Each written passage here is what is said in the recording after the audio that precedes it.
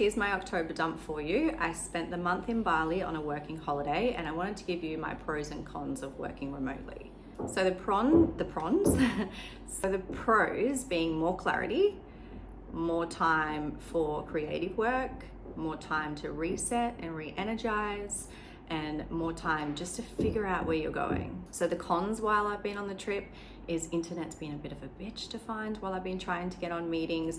You've got your time difference challenges, and of course your clients and your team miss you, which is a good thing, right? So while I've been here in Bali, I've been focusing on networking over here within the industry and just doing some industry research. So while I was here, I got to visit the gorgeous Bodyworks and then also Gold Dust. And Gold Dust is one of our fellow Aussies that have launched over here and is doing absolutely incredibly. You must get yourself into them if you're over here. It's definitely worth the time and the money. So my key takeaways from both of these spas and from seeing the Bali culture here is the team and the therapists are just so appreciative for their jobs, and there's just such loyalty here. Everyone that I saw at both of those places were 10 years plus. They're so appreciative for their jobs, and they're really grateful for any tips that you give. They're just honestly such grateful human beings. Every time I went in, it was consistent with the customer care that I received and the service that I received. Found out while I was there that the owner comes in still every day, which is a big takeaway for me. The only downside to these places is you couldn't get in touch with the owner, so you had to go through all different people, because I wanted to network, of course, and give them my feedback, because as an owner you don't often see that really good feedback because you're too busy working on the business. So I really wanted to get in touch with them, and for me, your clients should always be able to get in touch with you for good or bad feedback.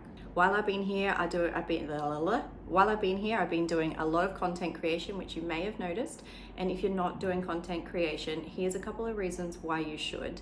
So you actually get to get your message across to the target market that you're looking for, and it creates that relatability.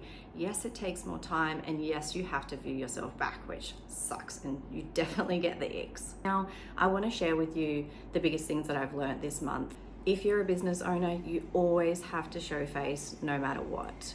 So I was doing a lot of virtual meetings, a lot of virtual education this past year while I was heavily focused on launching the academy and the consulting side. It's always been a goal of mine, so I put my whole 2023 focus on that. Yes, there were still components of the clinic because I never let my fingers off the pulse.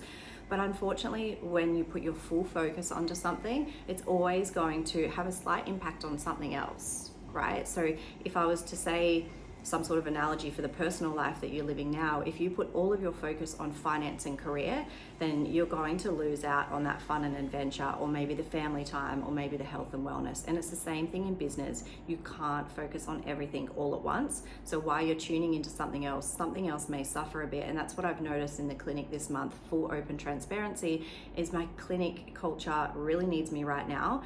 And I didn't realize this until one of my friends told me some tough advice. And I actually had 3 friends tell me similar kind of things, but this guy he spoke to me in my language, and he said to me one simple thing amongst many others, but something really, really resonated with me. And he's like, Danielle, your team need to be led. And I was like, absolutely, I'm there. You're speaking my language. Understanding that person that you're trying to get that message across to is understand what makes them tick. He also taught me that you have to take one step back to take 2 steps forward sometimes. And our ego really struggles with that because we're also human and normal. And I was like, I don't want to go backwards. I've worked so hard to go forwards and only be an owner. I don't want to go back to being an operator. That's not where my time is best spent. But our businesses fail if we actually don't. So that's when he said to me, you have to take 1 step back to take 2 steps forward. And I was like, do the math. I'm still going to go forwards. And that's really the importance of surrounding yourself with people that are really wise and smarter than you and have been where you are, or having a really good mentor that can actually push you out of your comfort zone and figure out what's limiting you. So over the 6 months, you will definitely see me in clinic more, and I'll be wearing all the hats, which I'm so okay with. So I'll be owner, I'll be manager, I'll be marketing, I'll be therapist. So yes, I hear you. How and where do you find the time? But my plan is to book a holiday in February for my birthday. That way I've got something to look forward to. So I really encourage you, if you're really putting that courage hat back on and getting down and dirty in your business, then always have that scheduled in holiday. That way you know there's light at the end of the tunnel. and that's what'll fuel your fire. But it's so worth it when you go back down and in. Imagine your brand being squeaky clean, all your processes and systems and daily routines have been innovated so your brand grows, your culture, your staff are just excited to come to work, your clients are excited to see you again, and oh my God, I've missed my clients so much, so I can't wait to see you guys back in the clinic. But I want to leave you with one little note that another friend left me with this morning, and he said, the magic you're looking for is in what you're avoiding. And I was like, fuck, all the signs. Take care, and I'll see you soon.